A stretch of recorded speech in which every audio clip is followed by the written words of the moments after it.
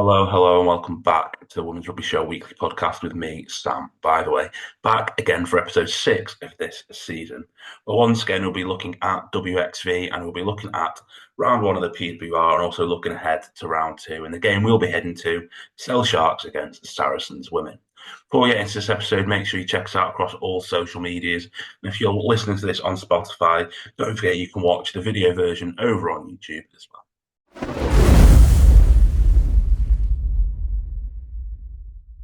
Like I mentioned in the introduction, we'll be looking a little bit at WXV in this episode. We'll be hearing from the England and New Zealand camps.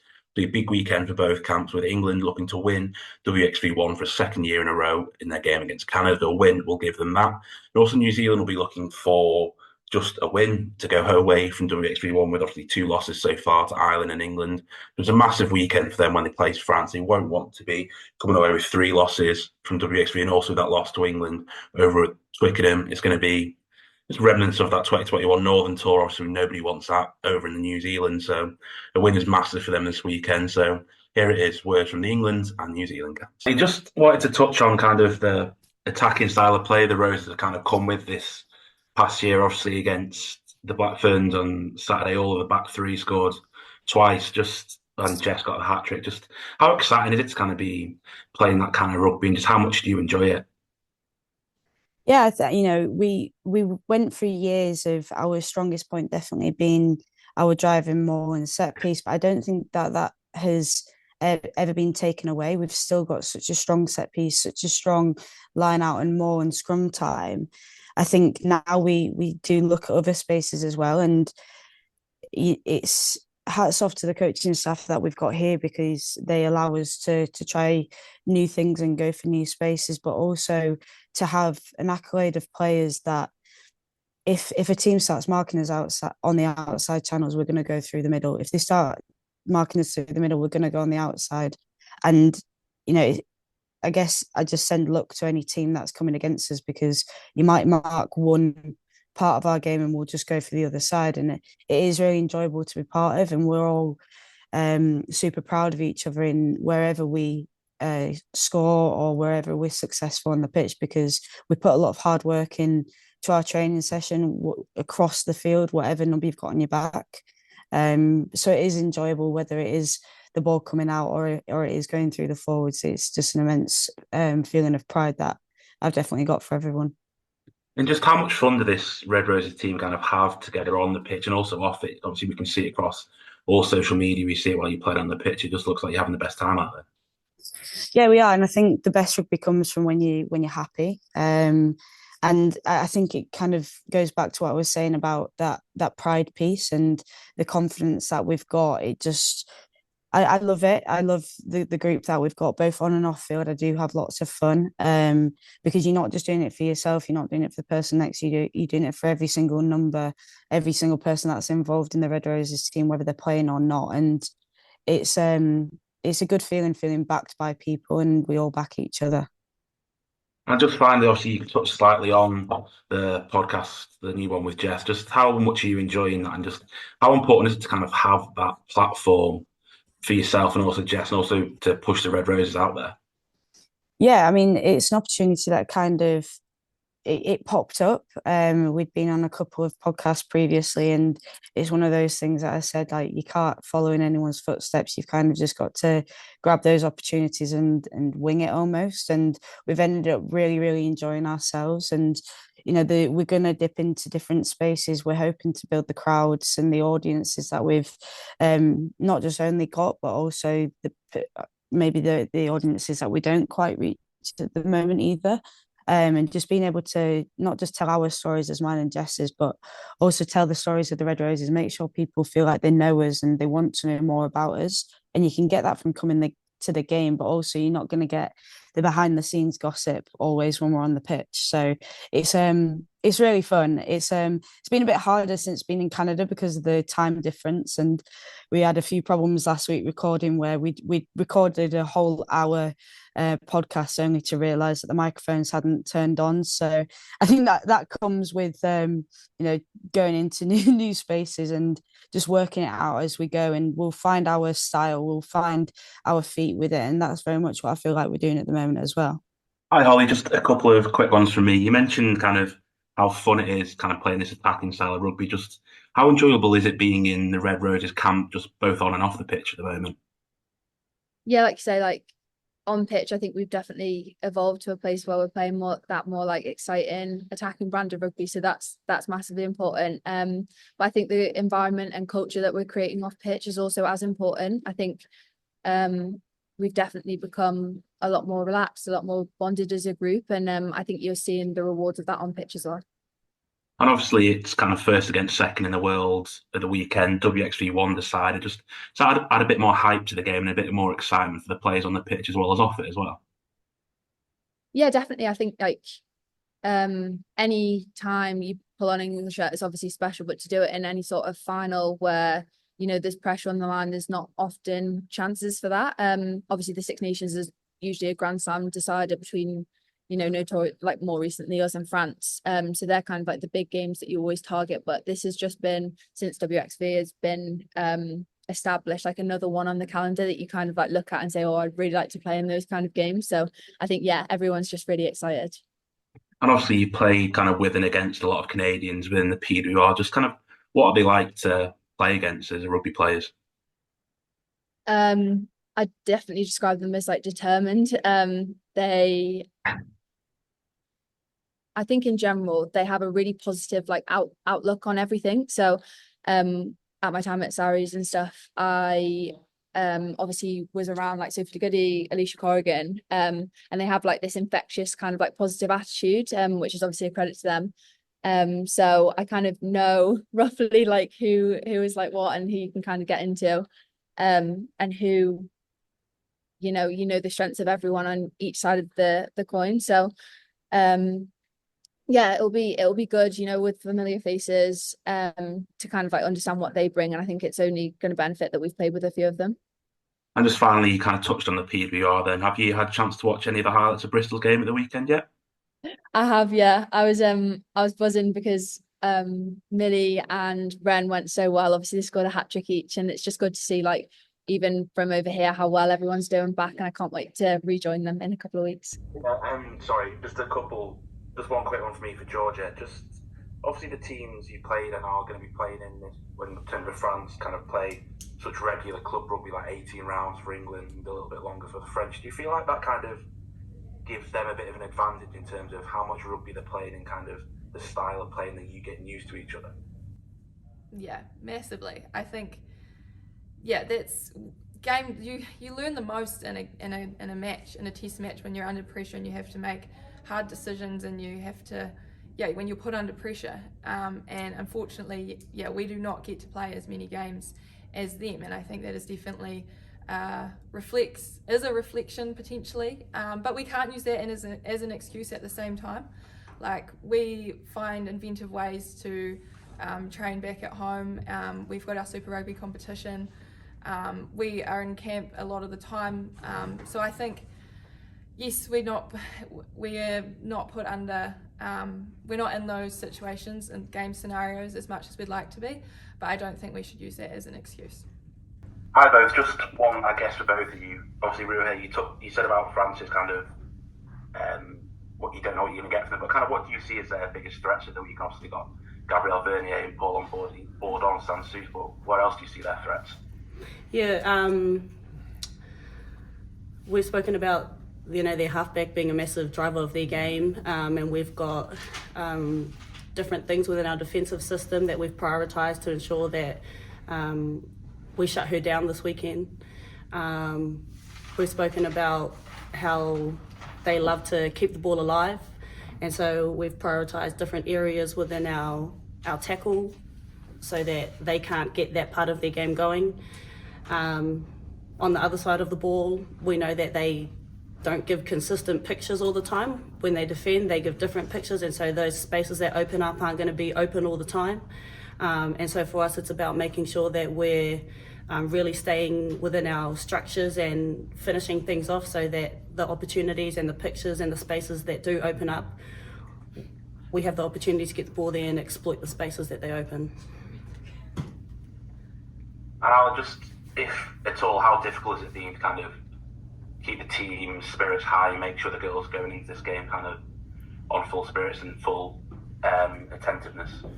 Yeah, we've been through some challenging times, but far out, our leaders and the ladies have turned around pretty quickly, and they know how much work we've been putting in the last 5 weeks, and there has been disappointment, but there's been no lack of energy and intent, and there is a real desire to for this week to really finish off well, and we know what we're capable of, and the ladies know that, and so through tough times you do get some pretty deep learnings, and I've certainly had some myself, but I'm proud of this group, and I do see light at the end of this tunnel. Yeah, hi both. The question to both of you really, just kind of how difficult is the last kind of few weeks and those losses back to back kind of being mentally, and how much have you had to work this week to make sure you're 100% going into the game? Obviously it's been difficult, but we're lucky with the group of players and management that we got to get around each other, look hard into that review and find the areas that we need to improve on our game. But the good thing about this tournament is we get another opportunity to learn from our mistakes and put a performance that we know that we are capable of and proud of. So yeah, just like what Eddie said, it is quite frustrating. Like our trainings and stuff are going quite well, and then not able to get the results out on the field. It's quite hard, but like she said, there's another opportunity for us to go out there and play. So hopefully we can finish this weekend on a high and end the tournament well. Perfect. Cheers, guys. Thank you.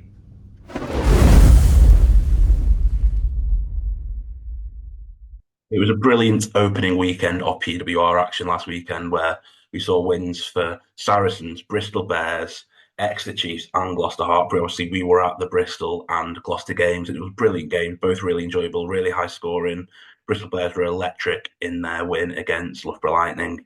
Hat-tricks from Millie David and Renika Bonner, who were both brilliant in that one. Also, Simi Pan, Romaster Mulhern, also excellent.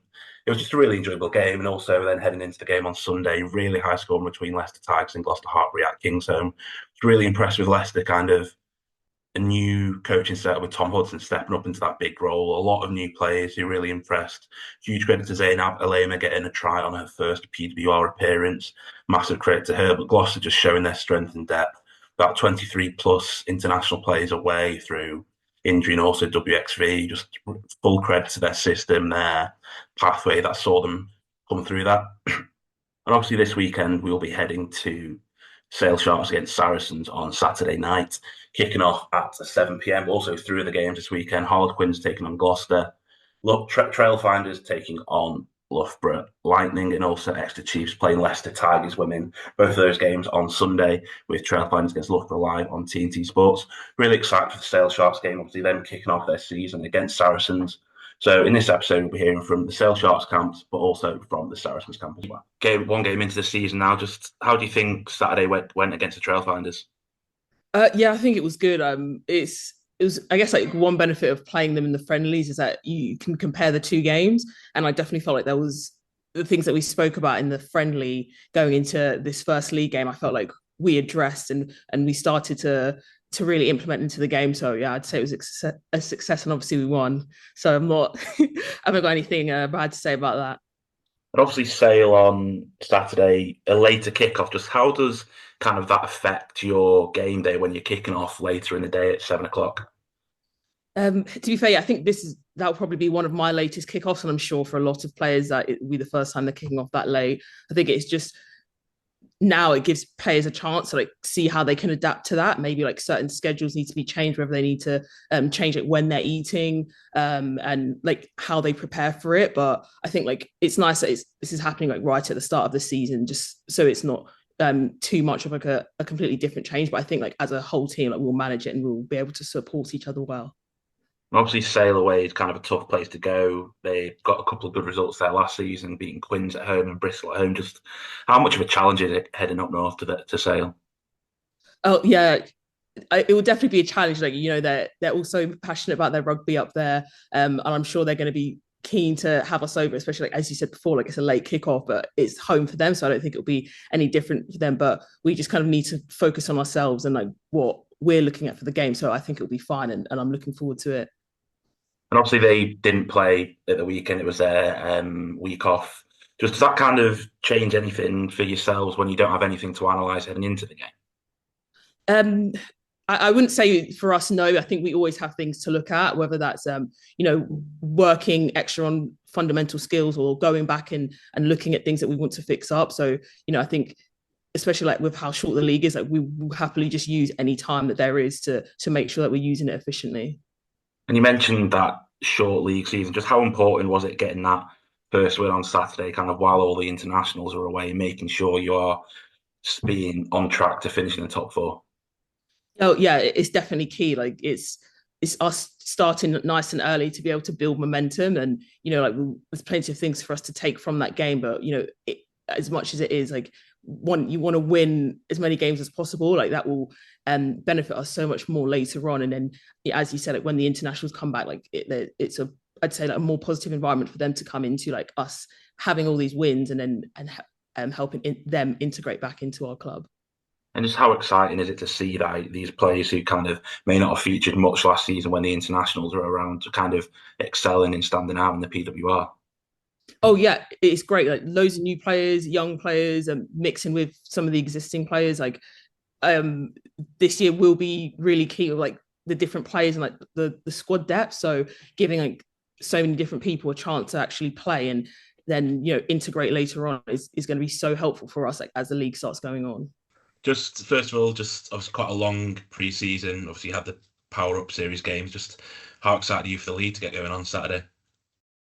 Oh, me first. As you say, it's been. I think we said yesterday, like week 14 of pre-season. So like 3.5 months. So I think we're excited to actually get sort of kicking on the things that we've practiced on, the messages that we've obviously spoken about for quite a long time now, and just be able to put foot to the pedal and hopefully get some of the outcomes that we want for the league games. Yeah, I guess just to echo Pez, it's probably been what feels like a really, really long pre-season for most people. Enjoyable, yeah, no, definitely enjoyable in parts.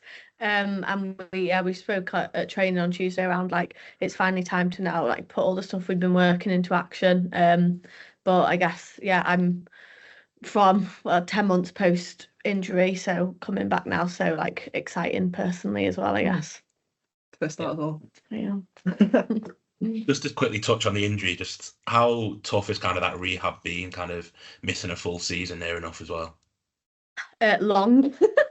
It's been really tough, to be fair. Like what's probably supposed to be quite a minor injury, like I should be able to come back from a broken collarbone pretty quickly, but just because of surgery and stuff in the end, it's ended up being 9-10 months now, so pretty long, and obviously tough as well, but really exciting to like be back out with my mates, because obviously I've not trained properly really since kind of pre-season at Sharks last year, so it's been a long time, so exciting. And just how much kind of did the squad take from those two kind of power-up games? Obviously, lost to Loughborough, but then a win against Leicester. But just how much can you take from those two games?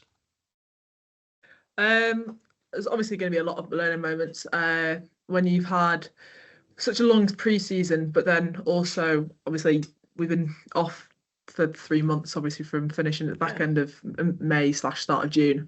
There's always going to be sort of rushing starting to creep in. So when we're reflecting on those sorts of games, like being able to pick up on those positive things that we're doing and trying to do more of those things, and then obviously we're looking at things that we can definitely improve on. And I think to come out of the PowerUp Series with a win and a loss can obviously just shows us that A, we are doing some things right, and then B, there's still that opportunity to grow and opportunity to improve coming into the actual season. So it was obviously great to finish with that win against Leicester, and that's just hopefully we're going to carry that momentum into the first couple of games. Yeah, and also like it's actually so exciting because we've got quite a few new people this season and people in new positions and stuff like that. So it gave those guys an opportunity to like find their feet within the team as well. And we've got so many different personalities that also allowed us a bit of time to see how people are on the pitch as well and stuff like that. So like there were loads of positives come from it, weren't there? And we're not all stone cold serious. No, some more than others. You mentioned those new players then, just kind of who is there we should be keeping an eye on this season? Oh. Alba Capel. Is that how you say his surname? Oh, I don't know. Don't comment with me Alba, about that. Alba. You're getting outed in the comments. I'm going to get some abuse in Spanish probably. No, Alba. Yeah, she's gone so well in the WXV stuff, hasn't she? Like, it's so exciting to have her on board. Yeah, hard hitting. And then in terms of some of the younger girls coming through as well, I think we've had a couple of girls signed from our Centre of Excellence, and some girls that have moved up here from down south for uni. But again, like, really good to have them on board and just with us for the journey. New talent coming through. I'm too old. That does not include me. I'm on the brink of retirement. Yeah. And you mentioned WXV then, just how nice it to kind of see the Sharks excelling on the international stage. Obviously, Mawena, the main one, doing so well for England as well. Yeah, smashing it. Yeah, it's so good, isn't it? It's so good for the club, like, to be able to see those, you know, especially for our fan base as well, for those guys to be able to see our internationals absolutely killing it on like the biggest stage, really helps draw people to the club as well. Obviously, you know, we've got a few guys who are around here still who are missing out from injury, and obviously, you know, really hard for them, but it's still great for the team to have those people around us still, which help kind of build towards the games.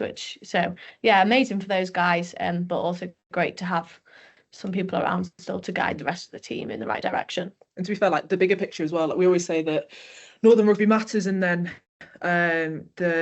myself and India obviously coached quite a lot of young girls who are either getting involved with rugby or they're quite far on their rugby journeys. So it's like for people who are Northwest talent and people who've been playing rugby for a while, to be able to see players making an impact on that international stage is great as well.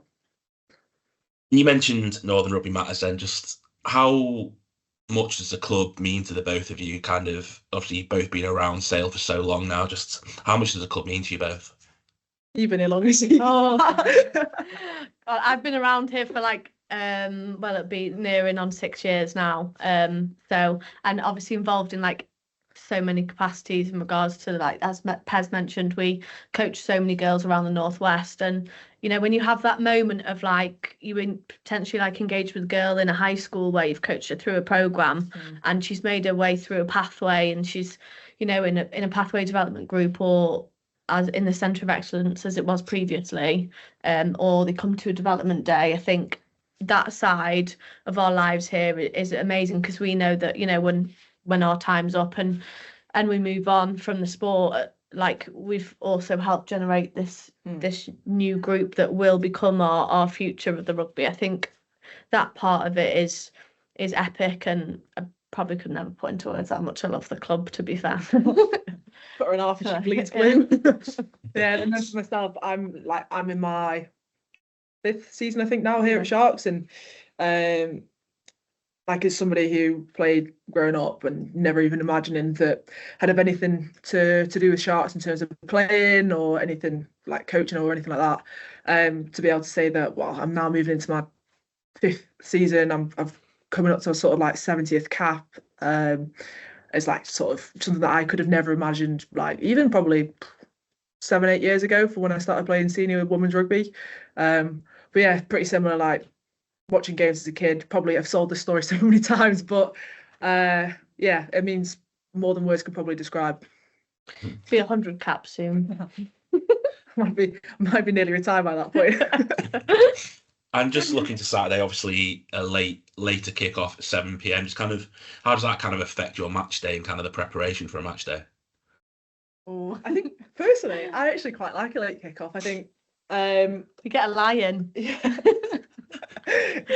a lie-in, go for a coffee, just sort of enjoy the build up to the game, rather than sort of be like, right, okay, I'm going to be here at this time. And yeah, I'm not a fan of being in places early or on time where possible. But oh, really? but yeah, I quite like the run into the late kickoff and playing under lights is always pretty cool. I also think, like, we know this as a group at Sharks as well. There's no place quite like Hayward Road in regards to, like, you know, teams struggle to come here just because it, you know, we've got such a great fan base of people that somehow for small numbers make such a loud noise. Bringing that drum. Yeah. Vicky Owen. The drum that started 4 years ago now somehow still manages to turn up. But I guess that kind of excitement around that drives a lot of players. And you can probably just enjoy the build up to the game a little bit more when it is that little bit later. Yeah. And obviously you had those kind of two big scalps last season, one of them being under the lights against Quins and then Bristol towards the end of the season. So that kind of the aim for this year of kind of making Hayward Road more of a fortress and getting more of those big scalps. Yeah, 100%. Like, oh, sorry, do you want to go? No, I was agreeing. Yeah, like we always have ambitions of making that place that, and we speak about it quite a lot, that we don't want teams to like coming here, sort of want them to dread coming up here and thinking, okay, right, we're playing Sharks away. Like, it's going to be a fight to the end of the game, and it's not going to be I've lost my words now. It's not going to be something that they can sort of turn up and think, right, okay, we're going to get great meters or something like that. They're going to have to work for every inch. And obviously by having those results against Quins and Bristol just establishes that more. And almost like the more that we can continue turning over teams like that and producing those outcomes that we've worked hard over the course of the last 2-3 years to really to say that message that we want to say. Yeah, I think also it's kind of like that 360-degree view of, like, you know, obviously we want to make it a really hard place to come, as Pez mentioned, but also kind of build into the fact that we have more and more people coming every year. The fan base is getting bigger, and it's that full circle of what we do in our jobs. Then we meet more people, we try and get them down to games, you know, and then they end up bringing friends, and it's about louder and gets louder and louder, and somehow there ends up being more drum. But we got a tambourine bringer. Liam Gallagher's rocked up in the stand. You never know. Will shaking his head. We're getting sacked. And just to finally kind of round off the last question for me, obviously quite a short season with finishing before the Six Nations. Just kind of how does that affect the mentality of players, kind of knowing you go in week on week on week? I mean, it's always going to be tough for the body and sometimes obviously for the mind as well. But like as a group, I think everyone is kind of all gunning for the same outcome in regards to, like, everyone knows who was here last season. They know what can be done. Like the last game against Bristol really shows like the fight within the team, and especially with a couple of new additions this season. Like, it's just that mentality of we know how good we can be, and just pushing through that, because it's such a short opportunity to show that and get it done. That probably will drive people a little bit more, also knowing that a rest is coming quicker.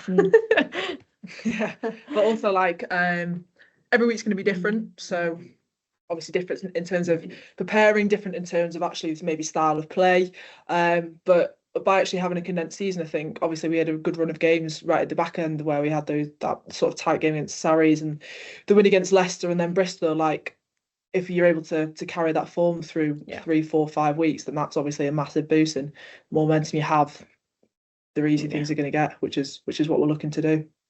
We love momentum. So cheers both, and best of luck for the rest of the season. Well, the season ahead. Oh, cheers. Thank you very much, Sam.